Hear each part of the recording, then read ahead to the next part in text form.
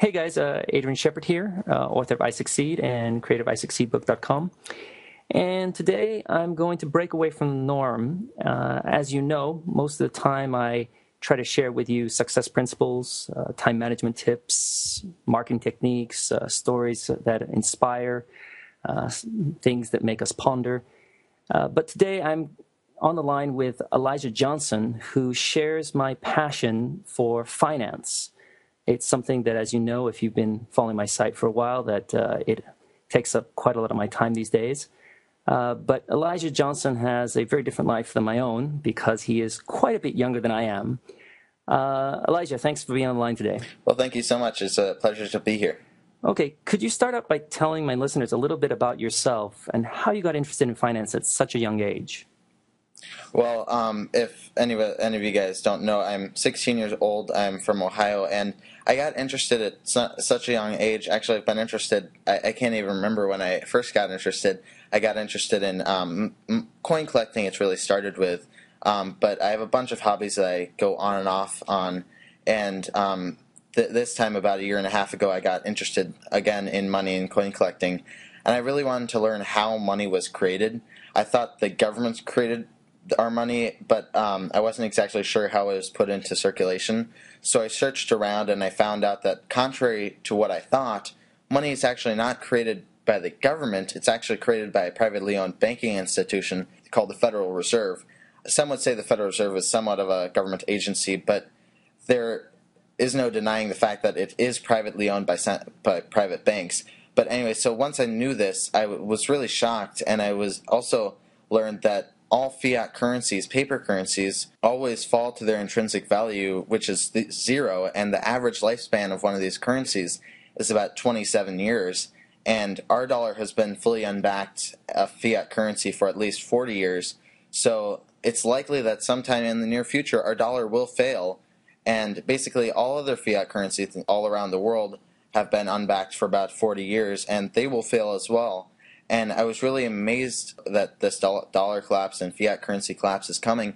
And I really wanted to share this information that I had found to different people around the world. And I started my YouTube channel, Unconventional FIN, and just starting making little videos on the dollar collapse, the Federal Reserve, precious metals. And then I noticed a lot of other people on the internet were interviewing financial experts. So I thought, I could do that as well. So I started interviewing financial experts myself, and I have to give a lot of credit to Chris Duane from Don't-Tread-On.me, Sean from the SGT Report, and Carrie Lutz from FinancialSurvivalNetwork.com, and Vic Sweer from RoadToRuta.com, because they helped me get more subscribers and views by putting my content on their website. So that really increased the traffic to my website, and right now I have about 600 subscribers and about 100,000 views, so I guess I'm really pleased with that. Yeah, no kidding. That's quite an accomplishment at the young age of 16. I mean, you should be proud. I've been following your work now for a few months, and whenever you have a new post, I quickly jump online to check it out. Well, thank you. Oh, sure. My pleasure. And you've interviewed quite a few financial experts out there. Who has impressed you the most, and why? Well, G. Edward Griffin, I've been a fan of his work. He's the author of The Creature from Jekyll Island, and it was a real honor to get an interview with him. And he explained in the interview why the Federal Reserve is a banking cartel created to work against the best interests of the American people, and at the same time creating a safeguard for the incorporated banks and protecting them from competition. And the Federal Reserve goes about doing this by ensuring that the banks don't fail. If a bank is too big to fail, quote unquote, too big to fail, and if that bank is in trouble, then the Federal Reserve basically bails them out, or the government bails them out at the expense of me and you. So I thought it was really interesting and kind of frightening to learn that this game, our monetary system, is designed to transfer wealth away from the poor to the rich. Oh, believe me, when I read that book, I was amazed too. It was, it's a heck of a book. I mean, most people are turned off just by the size of it, but it reads so smoothly, and it's pretty shocking. I mean, I was highlighting every other page when I went through it. It's a great book, and I highly recommend anyone pick that up. Definitely. Obviously, you've obviously done your homework. You've read books, you've listened to interviews, and you've interviewed all these great people out there. And personally, I'm a big believer in the power of words, and I love quotes. Has there been any one quote that stands out in your mind above all the others?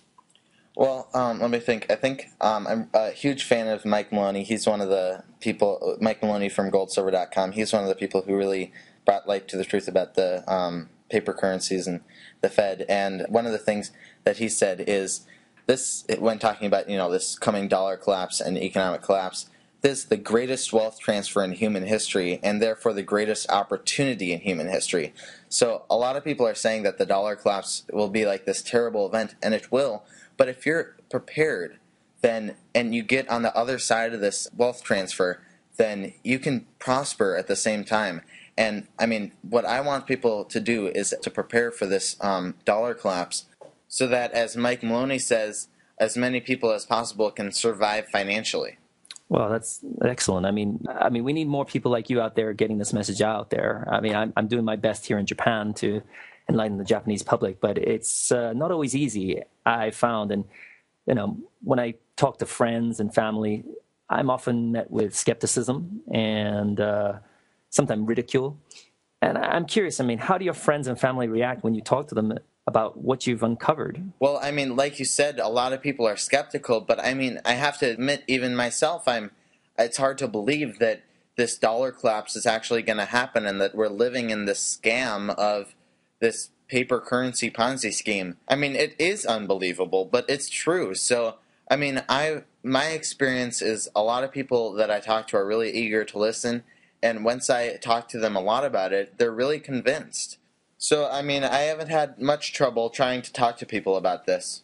That's great. I wish I could say the same with the people I meet over here, but I think that you've just got to keep at it, and that's what you've been doing for months now. And I think the more videos you get out there, the more people you'll reach, and the more people you'll be able to help.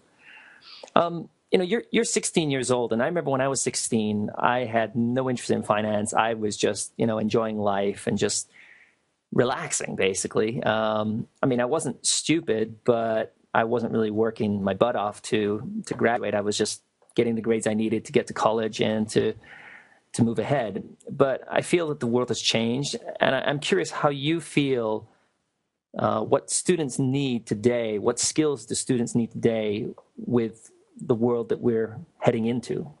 Well, I guess financially, I would think the most important thing is learn the history of money, learn how our monetary system works, and learn how this Ponzi scheme is eventually going to end. And if you know these, then you can invest your money and position yourself for the coming changes.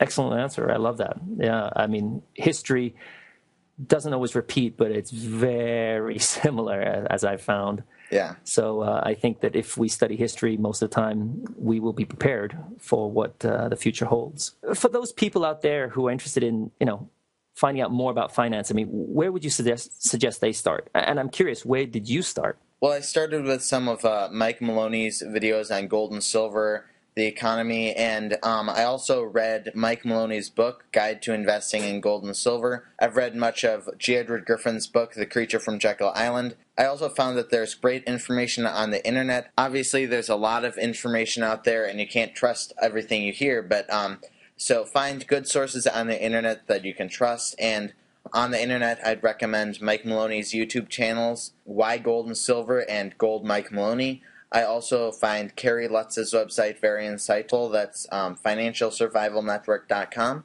And obviously, I'd recommend my website, unconventionalfin.com.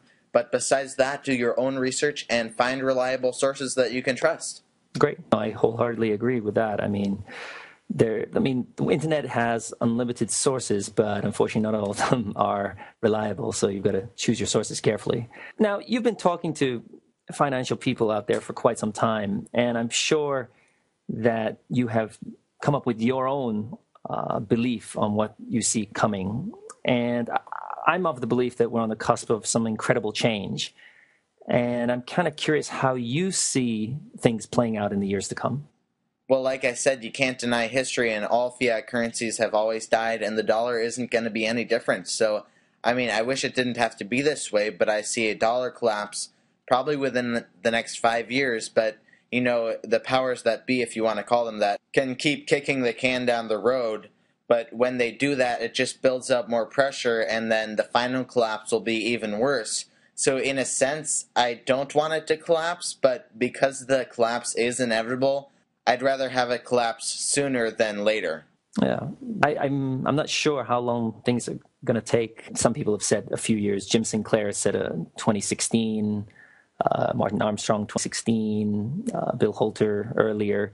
I mean, there's so many views out there, and unfortunately, we won't know until it really happens. In 10 years, we can come back and have another talk, and we'll be able to see where it all ended up. But it's one of the tough things, I guess, guessing the future, right? Yeah, definitely.